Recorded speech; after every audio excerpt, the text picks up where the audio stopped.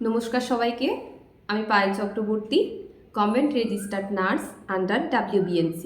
Welcome to my channel nursing classes in Bengali. তো আজকে মূলত যে বিষয় নিয়ে ভিডিওটি করব সেই বিষয়গুলি হলো যে NUHM, 15th ফিনান্স এবং পলিক্লিনিক, এই তিনটের মধ্যে ডিফারেন্স কী আছে এবং কি কি কাজ এবং স্যালারি কত, ইনক্রিমেন্ট হয় কি না। তো প্রত্যেককেই বলবো যে ভিডিওটি ভালো করে প্রথম থেকে শেষ পর্যন্ত শুনবে, এতে তোমাদেরই অনেক কিছু হেল্প হবে। তো প্রথমে আসি NUHM। তো NUHM কথাটার মানে হচ্ছে ন্যাশনাল আরবান হেলথ মিশন। তো NUHM এর যারা স্টাফ তারা কিন্তু স্যালারি 25,000 টাকা পেয়ে থাকে এবং প্রতি বছর এদের APR হয়। তাদের যে পারফরমেন্স রেট আছে সেটা দেখে কিন্তু প্রতি বছর ইনক্রিমেন্ট হয়। এবার ইনক্রিমেন্ট কিসের উপরে হয়? সেটা হচ্ছে ওই 25,000 যে টাকাটা সে পাচ্ছে সেটার উপরে কিন্তু ইনক্রিমেন্টটা হয়। এবার 2 নম্বর প্রশ্ন হচ্ছে যে এটা থেকে কি পার্মানেন্ট স্টাফ নার্স হওয়া যায়? না, এই তিনটে মানে NUHM, 15th ফিনান্স এবং পলিক্লিনিক, এগুলো থেকে কিন্তু কোনো মানে পার্মানেন্ট হওয়ার কোনো সুযোগ নেই। এগুলো হচ্ছে কন্ট্রাকচুয়াল বেসিসে করা হয়। 1 বছরের কন্ট্রাকচুয়াল থাকে, 1 বছর পর কিন্তু রিনিউ করা যায়। কিন্তু যেটা বলার কথা সেটা হচ্ছে 15th ফিনান্স। তো 15th ফিনান্স যেটা থাকে সেটা কিন্তু মানে রিনিউয়াল হয় না। মানে ওখানে তুমি যে টাকাটা পাচ্ছ 25,000 টাকা, সেটা কিন্তু তুমি ফিক্সড পাবে। 25,000-এর বেশিও পাবে না, 25,000-এর কমও কিন্তু পাবে না, 25,000 টাকা তোমার ফিক্সড। এবার আসি যে পলিক্লিনিকের যে ব্যাপারটা। পলিক্লিনিকেও কিন্তু ওই 15th ফিনান্সের মতোই, মানে তুমি যেরকমভাবে মানে পাচ্ছিলে 15th ফিনান্সে ঠিক একই রকমভাবে পলিক্লিনিকেও পাবে 25,000 টাকা ফিক্সড। এখানেও কিন্তু কোনো APR বা কোনো রিনিউয়াল হয় না, কিন্তু তিনটের ক্ষেত্রেই তুমি সার্ভিস কন্টিনিউয়েশনটা 60 ইয়ার্স পর্যন্ত করতে পারবে। এবার আসি যে PLI এর কথা। তো NUHM এর আন্ডারে কি হয়? NUHM এর আন্ডারে একজন করে MOIC থাকেন, মানে মেডিকেল অফিসার ইনচার্জ। তার আন্ডারে তুমি থাকছো এবং তোমার আন্ডারে কিন্তু আরও তোমার আন্ডারে আরও কিন্তু CHA দিদিরা থাকছেন। তো এই হচ্ছে বেসিক্যালি মানে UPSCর যে স্ট্রাকচারগুলো থাকে, সেখানে বেসিক্যালি কি করা হয়, ANC চেক আপ হয়, PNC হয়। তো সেই ANC চেক আপ যে পার্টটা সেটা হচ্ছে CHA দিদি করেন এবং তোমার পার্ট হচ্ছে NCD রিলেটেড সমস্ত কিছু, সেটা তোমাকে করতে হবে। তো এই হচ্ছে ব্যাপার, এটা কিন্তু UPSC। তো UPSCর যে স্টাফ নার্স থাকে তাদের কিন্তু স্যালারি বাড়ে, তারা কিন্তু PLI পায়। PLIটা কি? এটা হচ্ছে যে তোমার কাজের উপর ভিত্তি করে তুমি কীরকম পারফরমেন্স করলে, মানে একটা কোয়ার্টারে তোমার কীরকম হলো, 3টে মাস মিলিয়ে কিন্তু একটা কোয়ার্টার হয়। তো সেই কোয়ার্টারে তোমার যেরকম পারফরমেন্স রেট থাকবে, মানে তোমার প্লাস MOIC অর্থাৎ মেডিকেল ইনচার্জ দুজনের কাজটাকে মিলিয়ে যেরকম পারফরমেন্স উঠবে, সেক্ষেত্রে MOICও কিন্তু PLI পাবে এবং NUHM এর যে স্টাফ নার্স থাকবে সেও কিন্তু PLI পাবে। ধরে নাও তুমি PLI 4,000 থেকে 5,000, 3 থেকে 4,000 এরকম পাবে এবং যারা MOIC আছেন তারা কিন্তু 7 থেকে 8,000 পাবেন। তো সেই ক্ষেত্রে NUHM এর যারা স্টাফ তাদের কিন্তু স্যালারিটা বাড়ে এবং তারা PLI পায়। এটা হচ্ছে NUHM রিলেটেড। এবার NUHM যে UPSCর তুমি আছো, সেই UPSCর আন্ডারে ছোট ছোট ভাগ থাকে UHWC। ধরে নাও একটা UPSCর আন্ডারে 4টা HWC আছে। তো 4টা UHWC যেগুলো urban health and wellness centre, সেগুলো কিন্তু পপুলেশন কম হয়। মানে UPSCর যে পপুলেশন হয় সেটা হচ্ছে 50,000। সেই 50,000 পপুলেশনটা সেটা কিন্তু ওই UHWCগুলোতেও আছে। তো UHWCগুলোকে নিয়ে তৈরি হচ্ছে একটা UPSC।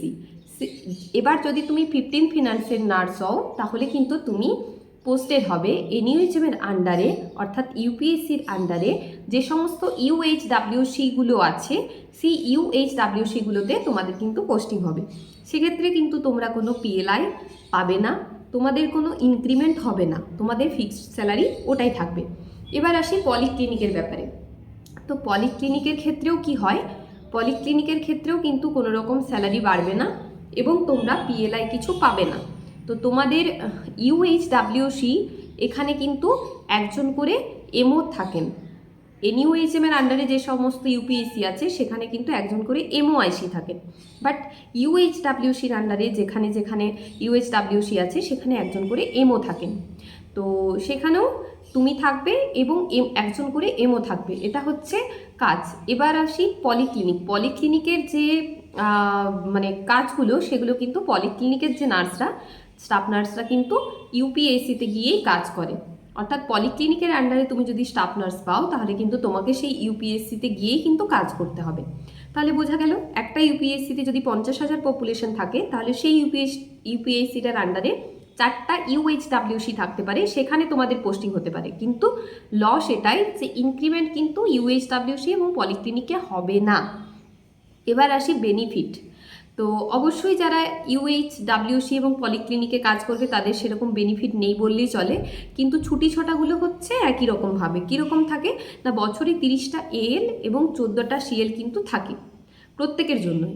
30টা থাকে এএল এবং 14টা থাকে সিএল, তার সাথে গভর্নমেন্ট হলিডে থাকে 10টা। এটা কিন্তু বোথ পলিক্লিনিক, 15 ফিনান্স এবং এনইউএইচএমে স্টাফ নার্সের জন্য। এবার আসি যে কাজ কীরকম করতে হয়। তো দেখো, প্রত্যেকের ক্ষেত্রে কিন্তু আমাদের যেরকমভাবে সিএইচওতে ছিল যে আশা, এক্ষেত্রে থাকে উষা, অর্থাৎ আরবান সোশ্যাল হেলথ অ্যাক্টিভিস্ট। এখানে কি হয়, একটা ইউপিএসসির আন্ডারে 3 জন করে কিন্তু সিএইচএ দিদি থাকেন। তো তোমার কিন্তু কাজ মানে যে কাজটা হবে সেটা অনলি এনসিডি রিলেটেড এবং পাবলিক হেলথ, এবং সিএইচএ দিদির যে কাজটা থাকবে সেটা হচ্ছে পুরোটাই ভ্যাকসিনেশন। মানে হয়তো সোম বুধ শুক্র করে অ্যান্টিনেটাল চেক আপ হলো এবং শুধুমাত্র বুধবার দিনটা ভ্যাকসিনেশন হলো। তো এই হচ্ছে ব্যাপার। আর উষা দিদি যারা থাকেন, তারা কিন্তু ওই অ্যাকচুয়ালি তারাও কিন্তু ইউপিএসসির আন্ডারেই সবাই পোস্টেড। ওদের ওয়ার্ড করে ভাগ করে দেওয়া থাকে। যেমন তুমি যে ইউএইচডাব্লিউসিটাতে আছো, সেখানে সাপোজ পপুলেশন আছে 15,000। তো সেই 15,000 পপুলেশনে কিন্তু ওয়ার্ড অনুযায়ী উষা দিদিরা থাকবেন। তারা কিন্তু ওই ইউপিএসসিটা তাদের হচ্ছে মেন হেডকোয়ার্টার। তো ওখানে তোমার কাছে তারা ডেলি বেসিসে নাও আসতে পারেন, কিন্তু ওনাদের কাজগুলো ঠিক করে নেবেন এবং ওনারা কিন্তু ইউপিএসসিতেই অরিজিনালি কাজটা করছেন, কিন্তু ওনারা তোমার আন্ডারেও আছেন। এবার তোমার আন্ডারে যিনি সিএইচএ দিদি আছেন, তিনিও কিন্তু অ্যাকচুয়ালি ইউপিএসসিতেই পোস্টেড আছেন। মানে অ্যাকচুয়ালি তোমার আন্ডারে সেরকমভাবে কেউ থাকবে না, তুমি থাকবে। ইউএইচডাব্লিউসিতে যদি তোমার পোস্টেড হয়, তাহলে তুমি থাকবে এবং একজন করে হচ্ছে এমও থাকবেন, আর আশা দিদিরা কিন্তু আসবেন। এটাই। আর পলিক্লিনিক তো বলে দিলাম যে পলিক্লিনিককে কিন্তু ইউপিএসসিতে গিয়েই সমস্ত কাজ কারবার করতে হয়। আর ইউপিএসসি স্টাফ নার্সের ডিউটি টাইম কীরকম থাকে বা ইউএইচডাব্লিউসিতে কীরকম থাকে, তো বোথ 3 জনের ক্ষেত্রেই কিন্তু ডিউটির টাইম থাকে 10টা থেকে 4টা। 10টা থেকে 4টা পর্যন্ত যেরকম ওপিডি বেসড হয়, যে ডক্টর যতক্ষণ থাকেন, মানে 10টা থেকে 4টা পর্যন্ত যেরকম টাইম থাকে, সেই টাইমে কিন্তু চেক আপ হয়, ছোটোখাটো হেলথ রিলেটেড ইস্যুগুলো সেগুলো দেখাশোনা করা হয়। তো এই ধরনের কিছু জিনিস কিন্তু ইউপিএসসিতে ট্রিটমেন্ট দেওয়া হয়। আর তাছাড়া সেরকমভাবে ফ্যাসিলিটি বলতে তোমার কাছে প্রথমে ইউএইচডাব্লিউসিতে কিন্তু একজন মানুষ আসবে। যেরকমভাবে গ্রামে সিএইচও দিদি যিনি থাকেন, তার কাছে যেরকমভাবে সাব সেন্টার আছে, মানে সেগুলো হচ্ছে হেলথ অ্যান্ড ওয়েলনেস সেন্টার, ঠিক আছে? তো এই হেলথ অ্যান্ড ওয়েলনেস সেন্টারে কিন্তু মানুষ আগে যায়, গ্রামের মানুষ। তো সেক্ষেত্রে কিন্তু ইউএইচডাব্লিউসিতে যদি পোস্টেড থাকে, মানে আরবানের হেলথ অ্যান্ড ওয়েলনেস সেন্টারগুলো, সেক্ষেত্রে ওরা কিন্তু তোমার কাছে আগে আসবে। তো তোমার কাজ হবে, তুমি মানে ওখানে যিনি এমও থাকবেন, সেই এমওর কাজ হবে ওখান থেকে তাকে কিন্তু হায়ার সেন্টারে রেফার করা। হায়ার সেন্টার মানে যেখানে ইউপিএসসি আছে। এবার ইউপিএসসি থেকে পেশেন্ট কিন্তু ভেরিয়াস জায়গাতে রেফার হতে পারে। সে ব্লকে বিপিএসসিতে রেফার হতে পারে, সে ডিস্ট্রিক্টে রেফার হতে পারে, সে পিএইচসিতে রেফার হতে পারে। তার কাছে যে হসপিটালটা থাকবে সে কিন্তু সেখানেই রেফার হতে পারে। তো এই হচ্ছে এনইউএইচএম এবং 15 ফিনান্স এবং পলিক্লিনিক। তো যার যেখানে নাম আসবে সে অবশ্যই সেখানে যাবে, কিন্তু যদি কারো দুটোতেই নাম আসে, তাহলে সে অবশ্যই চেষ্টা করবে যে যাতে এনইউএইচএমের আন্ডারে যে সমস্ত ইউপিএসসিগুলো আছে, সেই ইউপিএসসিগুলোতে কিন্তু চান্সটা পাওয়ার। তাহলে সেক্ষেত্রে তোমার পরবর্তী ক্ষেত্রে স্যালারিটাও একটুখানি বাড়বে, মানে প্রতি বছরই স্যালারি বাড়বে, তার সাথে কিন্তু পিএলআইটাও তোমরা পাবে। আর এখানে যিনি এমওআইসি থাকেন, তার স্যালারিও কিন্তু মোটামুটি 70-75 হাজারের মতো, প্লাস তারা আরও পিএলআইটাও পেয়ে থাকেন।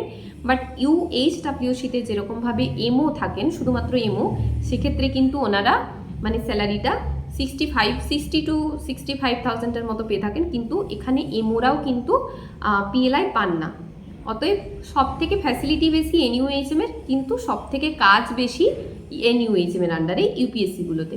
তাই যারা যারা এনইউএইচএম বা আদার্স জায়গায় যেতে চাইছো তারা ভেবেচিন্তে ডিসিশন নিয়ে কিন্তু ইউপিএসসির আন্ডারে যদি পাও তাহলে সেখানেই পোস্টিংটা নিও। তো ধন্যবাদ সবাইকে। আজকের ভিডিওটা এই পর্যন্তই রইল, দেখা হচ্ছে নেক্সট ভিডিওতে। আর যদি তোমাদের কোনো কিছু বিষয় জানার থাকে, ছোটোখাটো যে কোনো বিষয়ে, তাহলে কিন্তু আমার চ্যানেলের কমেন্টে তোমরা জানাতে পারো। আমি চেষ্টা করব সেই কোশ্চেনগুলো অ্যান্সার দেওয়ার।